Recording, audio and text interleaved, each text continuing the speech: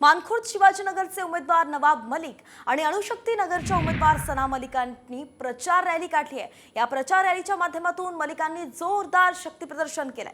एकीकडे नवाब मलिक यांच्या उमेदवारीला भाजपनं कडाडून विरोध केला, तर दुसरीकडे सना मलिक यांच्या प्रचार रॅलीत भाजपचा एकही झेंडा दिसला नाहीये। त्यामुळेच महायुतीच्या अधिकृत उमेदवार असलेल्या सना मलिक यांना भाजपचा पाठिंबा आहे की नाही असा प्रश्न आता उपस्थित होतोय।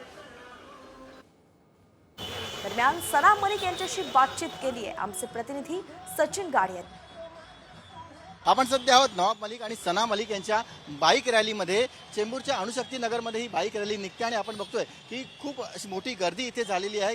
आपल्या अणुशक्ती नगर विधानसभा क्षेत्र जे आहे ते डेमोग्राफिकली जॉग्राफिकली खूप मोठं आहे, तर आपण काय ते एक पदयात्रा किंवा एक रॅलीमधून कव्हर नाही करू शकतो, म्हणून ते बाईक रॅली आपण ठेवलं आहे इकडे।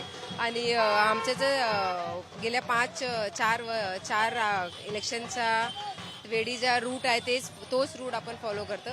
मी फक्त आणि फक्त राष्ट्रवादी काँग्रेस पार्टी घडीच्या सिंबलवर इलेक्शन लढतो आणि मी गेल्या 15 वर्षापासून पाहतो साहेबांनी फक्त आणि फक्त त्यांचा ओळख आणि त्यांचे कामाच्या आधाराने मत मागितले। आता मी पण लोकांच्या समोर आलो आहे आणि मी पण फक्त लोकांच्या समोर जाऊन आमच्या कामाच्या आधारावर वोट मागतो। आपण फक्त आणि फक्त कामाच्या आधारावर लोकांच्या समोर येऊन कॅम्पेनिंगचं काम सुरू केलं आहे।